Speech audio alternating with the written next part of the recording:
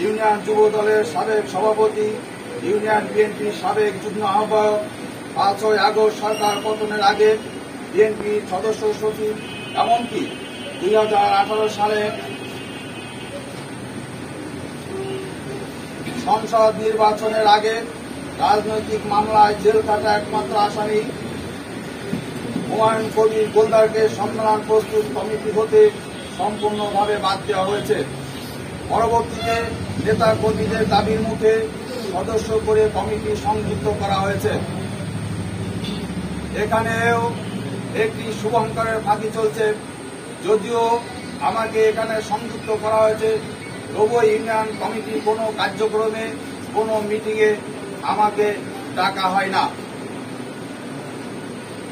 আপনারা জানেন যে ইতিমধ্যে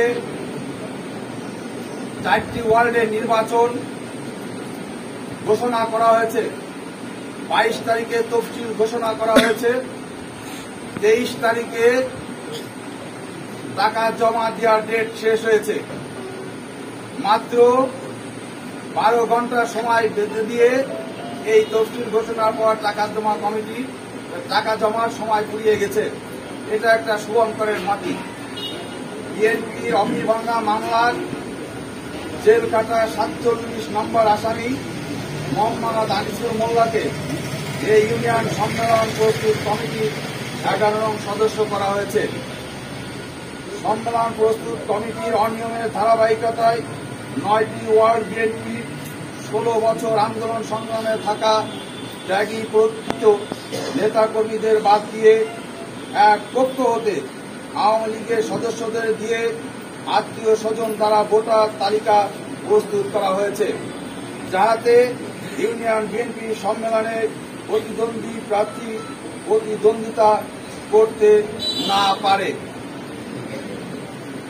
আমি আপনাদেরকে আরো অবগত করতে চাই যে ভোটার তালিকা তৈরি হয়েছে 1 নং ওয়ার্ডে। এই 1 নং ওয়ার্ডে 89 জন ভোটার তালিকা করা হয়েছে।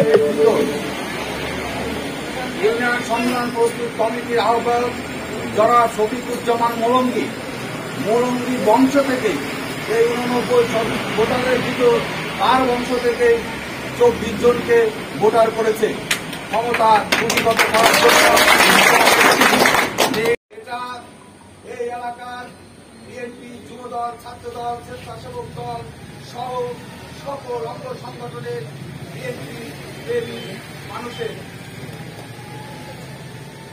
এবং 9টি ওয়ার্ডের সম্মেলনের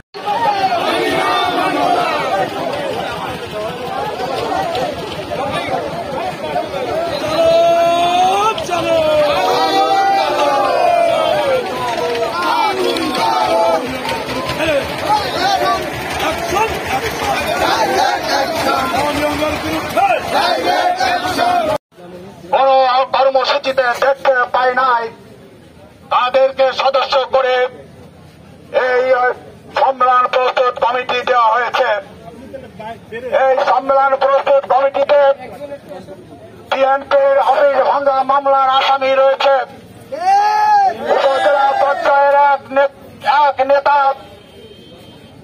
তার আত্মীয় করণের মাধ্যমে এবং অর্থের বিনিময়ে এই সম্মেলন প্রস্তুত কমিটি দিয়েছে।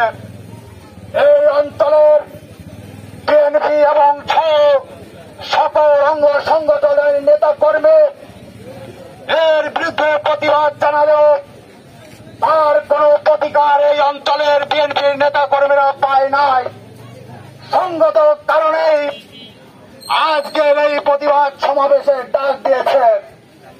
অনতিবিলম্বে আমরা জোর দাবি করছি এখানে দাঁড়িয়ে এই অবৈধ সম্মেলন প্রস্তুত কমিটি অনতিবিলম্বে বাতিল করতে হবে।